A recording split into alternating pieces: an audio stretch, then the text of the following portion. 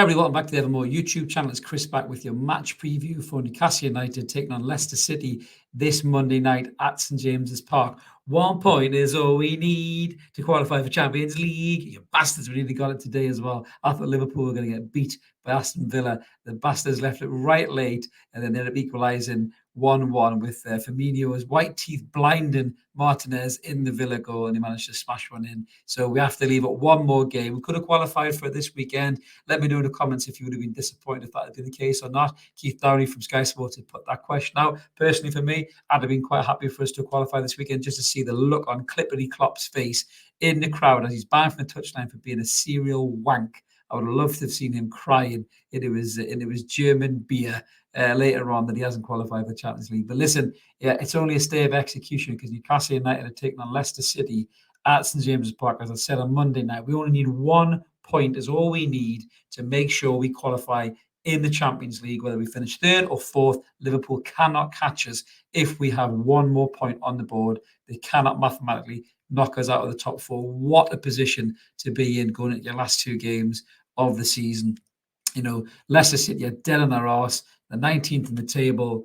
They look like they're going to go down and on 30 points. They're under big pressure. Obviously their rivals have got to play this weekend, and we'll know by Monday, obviously, whether they're in the shit or not. But if we win, we can relegate them effectively, and then possibly even take that best player off them in the summer. So it's not good to be a Leicester City fan. I take no pride in that.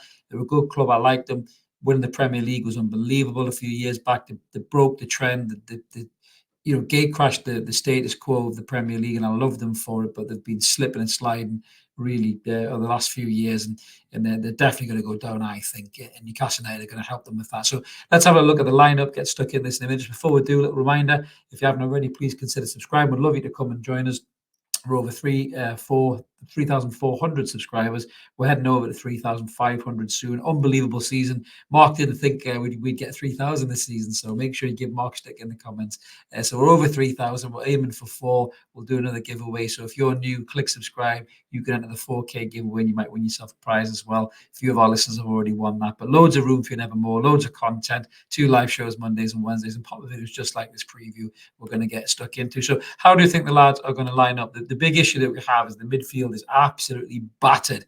Losing Joe Willock with a hamstring strain, his season's over. Real shame. Joe Willock has been massive for Newcastle United this season. He's been monumental. He really has. What a player this kid has turned into. I'm amazed he's not in any England squads yet. It can't be long for him because he's absolutely brilliant at what he does. So we've got Elliot Anderson coming into midfield now. I do think Sean is going to be back. Actually, I've heard some little noises behind the scenes. I can't reveal my sources. It weren't Brown or Ketchup, just to let you know. But it sounds like Sean could be back on Monday. But I do think the fact that he hasn't trained, he'll probably be on the bench. Bruno is dead on his arse as well, despite scoring that 4th goal and doing 19 celebrations in the process. Bruno is knackered. The sooner he gets his ankle sorted, the better, really. So maybe, if we're in control in the game, Sean might come on for Bruno, possibly half-time or something like that. But that's how I think we're going to line up. I think we'll stick with Wilson and Isak. Callum Wilson is in red-hot form. Could easily finish this season on 20 goals, which is phenomenal for Callum Wilson. Buzzing for him. The form he showed since the turn of April has just been unbelievable. Yeah, I'm not sure if I'm a fan of Isak on the left-hand side. I don't think we get as much out of him, but he's such a brilliant player. He can still affect the play. Miggy was back to his best against Brighton, so it'll be great to see Miggy run at Leicester. And Leicester will be worried that this is, their second last fixture of the season, having to win, coming to St James's Park, because it's been an absolute fortress as the season's gone on.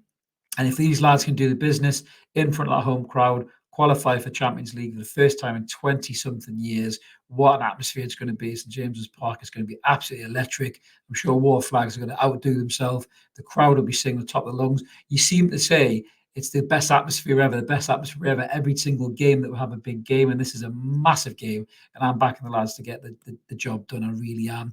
In terms of the head-to-heads, just looking a little bit of that. So over the 31 games in the Premier League era, it looks a bit tight, but remember, Leicester have been quite good for quite some time. Winning the league, they were excellent. When I had the likes of Mahrez and Prime Vardy and Kante and guys like that. And then even under Rodgers, they were quite good. They were pushing for top 4 themselves, but they've really slipped away over recent time. So, we're third, as I say, they're 19th in the league. You see the form guide going in. We won 14 games out of those 31s. Leicester's only won 12. There's been 5 draws. We've scored 39 goals. Leicester scored 48. So Leicester have scored a lot in the past, but like I say, that was an old Leicester City. And we've won 4 of the last 5 games versus Leicester in all competitions. Eddie Howe has managed more games against Leicester, 20 games. He's never lost a home Premier League game against them. So let's hope that continues. And Newcastle have won their final home league game in 7 of the last 9 seasons. So all the signs are pointing to positive signs that we're going to win this game. I think Eddie Howe will get the lads up for it, just like he did Brighton. I think it's just one more point is all we need. I don't think we're going to take our foot off the gas. I think we're going to go after Leicester. I think we're going to have them. Leicester, to me, I spoke to a couple of Leicester fans over the last few months, actually, that I know, and they've resigned themselves to the fact that they're already down. It's sad to see because it's got shades of us going down under McLaren, a team full of really good individuals who just can't get it together as a team.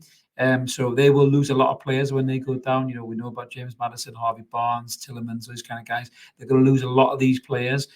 So I hope Leicester can come back up, if and when they go down, because they are a good side.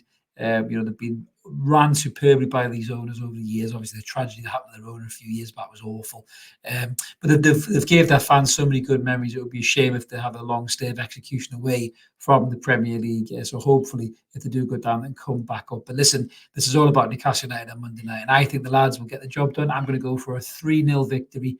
I don't think Leicester will notch. They're missing a few players. I think Dewsbury Hall's a doubt. And the Actors are doubt. We're doing this quite early. I'm recording this Saturday night, so there might be some of the team news in the offing before that. Vardy's a busted flush. He's knackered. Patterson Daka looks like he couldn't hit water if he fell off a boat. Maddison is still an excellent player, but even he's starting to look like he's got no tricks in that bag anymore to sort Leicester out. Harvey Barnes is a good player yet again. Copy and paste Maddison. They don't seem to be able to do the business. So I think the lads will have enough to get this done.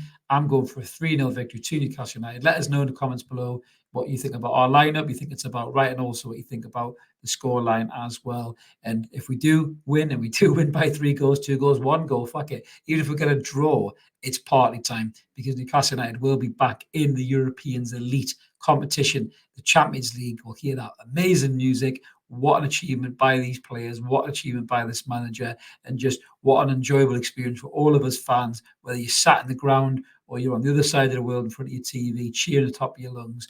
We win Monday night, we're all absolutely on cloud 9. Me and Mark will be straight on with a post-match review. So make sure you keep it evermore, guys. Come and join us, and let's celebrate on the Monday night if Newcastle United do what we hope they do, and that is the business. Okay, this is Chris signing off. Let's keep supporting that team. McCoy United, as I mentioned at the start, if you haven't, consider subscribing, smash a like on the video, help the channel grow. Great, have a great weekend. Enjoy it. Roll on Monday, and let's cheer on Eddie Howe's Champions League mags. See you later, everybody. Bye-bye.